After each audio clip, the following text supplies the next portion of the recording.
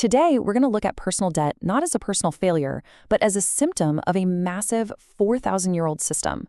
We're essentially pulling back the curtain to investigate how this entire structure was engineered from the very beginning.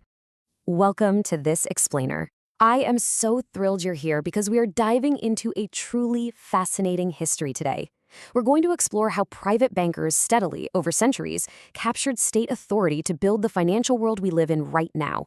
We'll be unpacking the source material that links ancient record-keeping to modern inequality. So let's just dive right into it.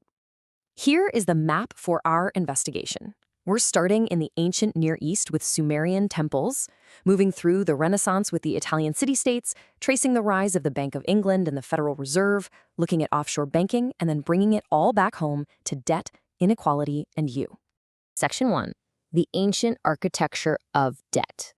We're starting right at the scene of the crime, so to speak. Now, the source material reveals something pretty counterintuitive. Banking didn't start with capitalism or free markets.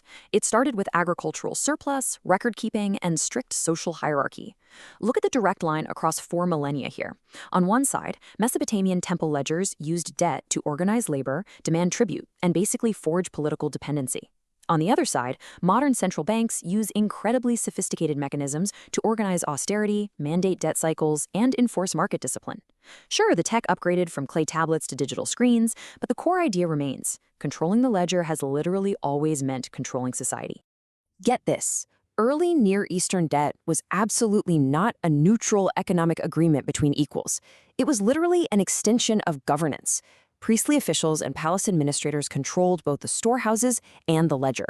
Loans were used to tie cultivators to temple lands and dictate planting cycles. So the really crucial takeaway here is that debt was engineered from its very inception as a mechanism for political power and social control. Section 2, the birth of capitalist banking. Let's shift our timeline forward to the Renaissance. This is where the ancient tools of credit, which, remember, were originally public tools of the temple and state, were relocated into the private hands of merchant families. Look at the 1300s. Families like the Bardi and Peruzzi weren't just your local lenders, they were financing international trade and entire royal debts across Europe. When they collapsed in the 1340s, it proved just how systemic their influence was. They could literally topple monarchies. By 1397, the Medici Bank takes this to the next level. They started using bills of exchange to conveniently sidestep strict usury laws, disguising their interest as exchange fees. They essentially proved that transnational financial networks could operate as de facto international governance.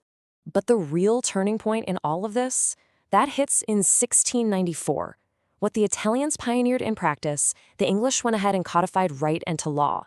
A group of London merchants basically lent the crown money to fight a war, and in exchange, they got a royal charter. Just like that, banking became the central nervous system of the fiscal military state. It's the ultimate formal fusion of private credit and state power. Section 3. Capital outgrows the state. There's this common modern myth that free-floating capital just naturally escaped political authority. But the sources argue the exact opposite. Capital actually leveraged the very states it helped build to eventually break its own chains. This shift was masterminded through what we can call the Rothschild blueprint. In the early 19th century, Mayer Amschel Rothschild distributed his 5 sons across Europe's major capitals. They built an independent, private courier network that was literally faster than any monarch's armado. This gave them total information supremacy. Imagine knowing the outcome of Waterloo before the British government even had a clue. Because they could finance rival states simultaneously, they achieved massive geopolitical leverage. Capital wasn't just a tool of the state anymore, it was becoming the master. Section 4. Industrial Titans and the Fed. We're shifting over to America now. Over here, early attempts at public central banking were essentially destroyed by political infighting.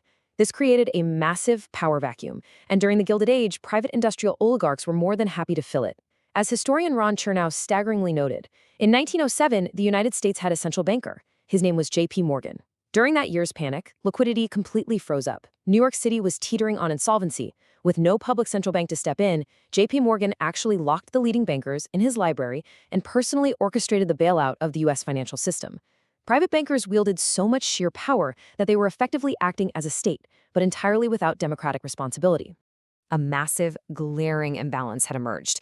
On one hand, you have public authority. It's territorial, bogged down by borders and democratic accountability, and often really slow and bureaucratic.